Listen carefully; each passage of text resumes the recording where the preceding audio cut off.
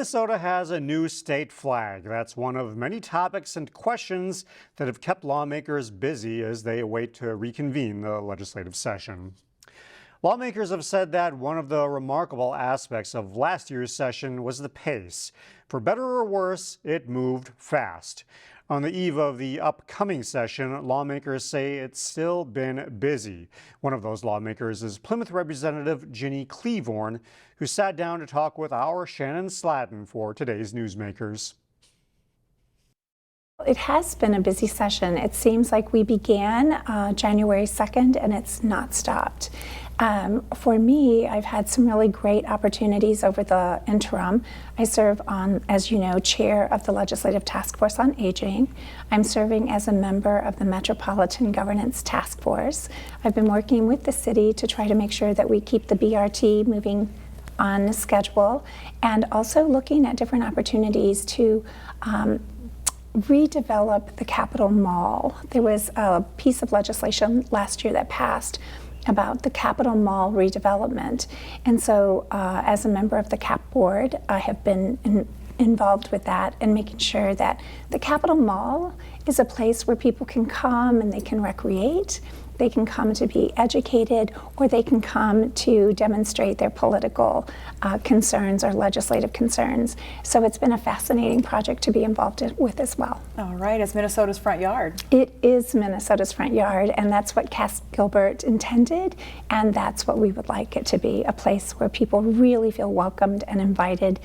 You know, better tree canopies so people can be comfortable when they're there, but yet still have the space that they need to participate with either family or in the legislative process. What have you heard in regards to reaction to the new flag and state seal? Well, you know, it's been very interesting to watch the process. Never before have we had something that has engaged so many Minnesotans. I believe that many people will be very pleased with the flag that has come out of the citizen-led process. I mean, the chair is an ordinary citizen who just did a phenomenal job. But it's a beautiful flag. It represents our state. It has our North Star.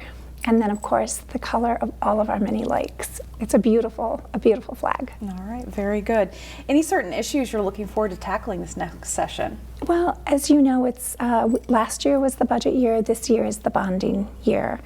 Plymouth does have a couple of bonding bills that will be led by Representative Carroll, and I'm excited to help throw my support behind those. But for me, it's important that we take care of our, you know, really important critical infrastructure needs.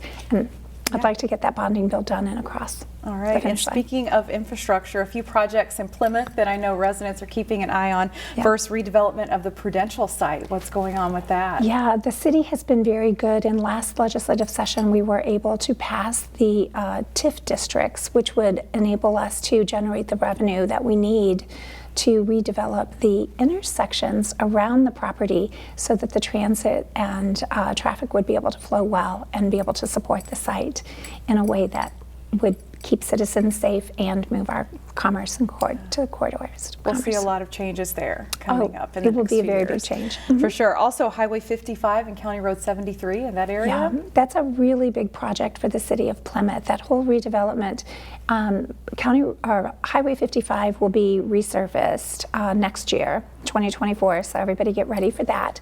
But the interchange at County Road 73, where the Station 73 bus garage is, we are asking Hennepin County to provide $5 million in that redevelopment so that we can straighten County Road 73, put in guttering, and make it a place that is safe for all of the traffic that goes to the bus station, as well as the pedestrians, as we redevelop that area. Lots going on. Thank you very much for stopping and talking with us for a few minutes today. Representative Ginny Klevorn from Plymouth. Shannon, it's always great to be with you. I love our conversations. Thank you. Plans for a new park in Northwest Plymouth continue to move forward. Plans that include the city first. This 20-acre site will become the Meadows Playfield. It will feature a variety of amenities, one of them being a cricket pitch. A group of cricket enthusiasts pushed for the idea. It's something the city doesn't have and reflects the area's increasingly diverse population. Plans for the Playfield also include building tennis and pickleball courts, hockey and basketball courts, and trails. The City Council is expected to vote on the project at its January 23rd meeting. Our historically warm winter is putting a pause on a classic Minnesota pastime, ice fishing. Emily Haugen visited a Brooklyn Park tackle shop to assess the impact.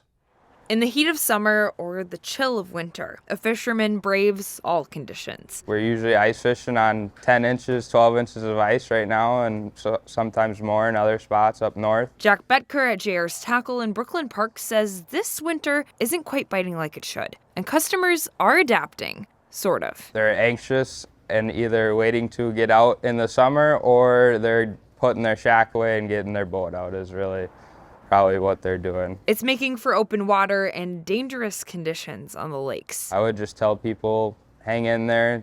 It's early ice, there's no ice, don't go out, don't risk it. For now, experts say it's best for anglers to stay at bay. You could lose your equipment, you could lose your life.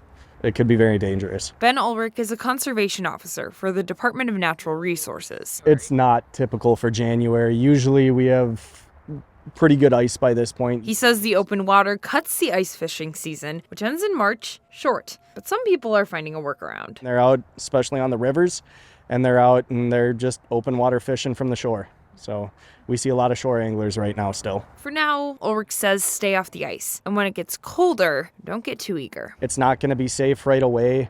DNR recommends at least 4 inches of ice on the water for walking out and getting out there for ice fishing.